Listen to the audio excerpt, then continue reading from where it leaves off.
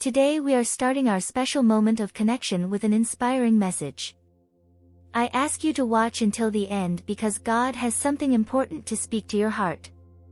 So, here we go.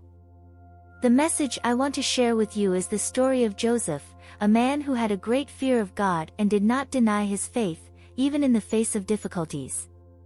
Joseph was sold into Egypt, but God was always by his side, delivering him from all troubles and blessing him with favor and wisdom in the presence of Pharaoh, the king of Egypt. God made Joseph the governor of all Egypt and his household. There are two words in this story that I want you to keep in your heart. They are very powerful and are in verse 9, but God was with him. These words have a deep meaning, and if you don't take anything else from this message, I want you to remember them, but God was with him.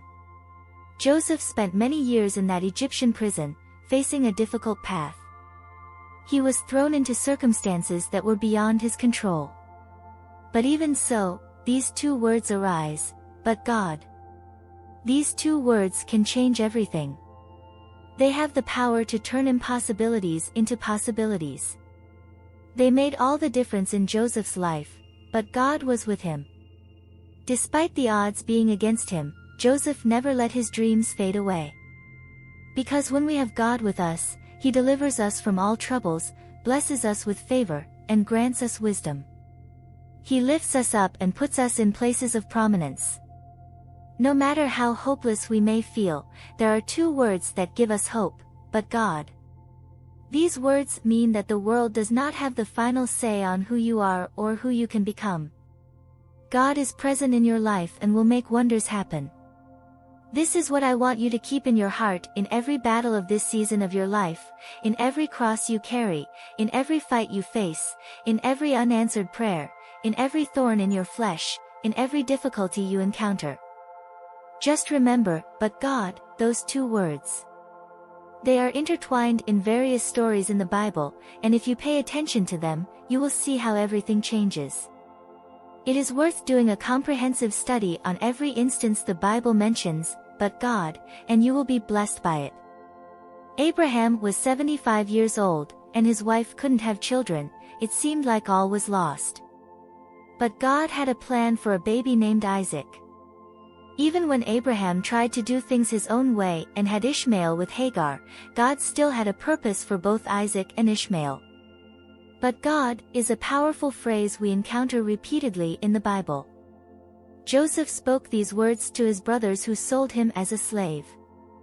Years later, when he looked back and understood everything from a new perspective, he said to them, "You meant evil against me, but God meant it for good."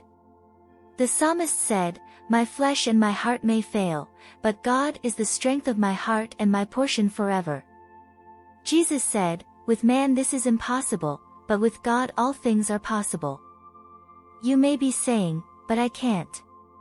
Or, "But God won't." Or, "But God can." The response you choose will determine the life you will lead. I'd rather try and fail than wonder what could have happened if I hadn't tried. Sometimes, it may seem like God is not working in your life, but my friend, He is working. Don't give up. He is faithful. Stay connected. No matter what situation you are in, no matter what God can do for you and through you. No matter how dire your circumstances may be, God delights in taking the foolish, the weak, the oppressed, and the downtrodden, and lifting them up. He empowers them to do mighty things in their lives. And thus, all the glory goes to Him. It's exhilarating to discover that I can become greater than I was when I was born. No matter what has happened to me, no matter how limited or unprepared I may be. God chooses the unlikely ones, the foolish, the weak, the humble, the meek, the shy, those who are not highly talented, accomplished, or connected. So, no matter what is happening in your heart, work, family, finances, children, or health, when everything seems too bleak, remember, but God, those two words. At the end of your story, you will be able to say, "It looked bad, but God." The devil is not the author of your story, you are not the author. God is the author. Maybe you are the least and the last, No one expects you to accomplish something great in your life. No one expects something significant to come out of your life. You are always the last chosen. But God, my friend, God can do something extraordinary for you. Don't let your circumstances sour your life, just like Joseph didn't allow it.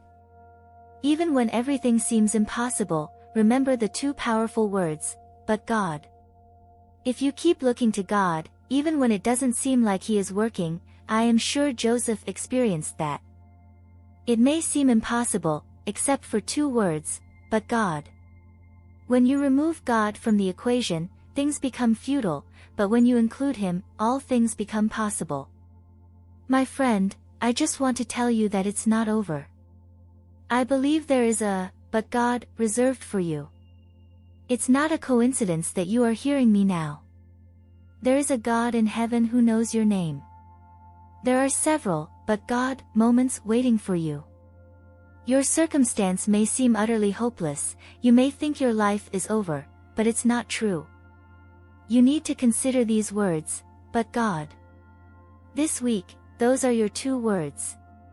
Don't give up, don't stop dreaming, don't stop praying, don't give in to sin.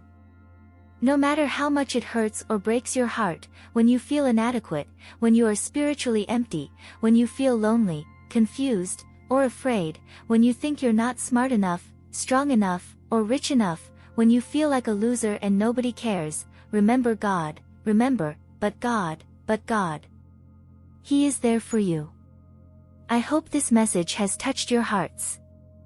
Until our next moment of communion, I kindly ask you to please share this message with someone who may be in need so that it may be blessed. Don't forget to activate the notification bell, so you won't miss any of our moments of communion.